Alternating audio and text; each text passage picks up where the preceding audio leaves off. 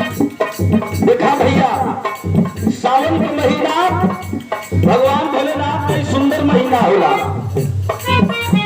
चाहे देवघर हो, चाहे काशी विश्वनाथ हो, चाहे मार्कंडे महादेव, आज हमारी दर्शन करे लिए जा बाबा के छेव में बड़ा आनंद मिलेगा। कवरिया भैया लोग कांवर लेके भगवान भोलेनाथ के छेव में जा रहल बारे और झूम झूम के गा के जा रहल बारे। ये सच्चे दिल से जाना वो मनवांछित फल पावेला। ये कैसे पे गीत बा हम बोले बानी यूट्यूब चैनल पर, बिहारी बुक चैनल पर बा, जिंदगिया सवर जाला कांवर गीत बा। भगवान भोलेनाथ के दरबार में जाके भक्त कहत बा, का कहता मास्टर?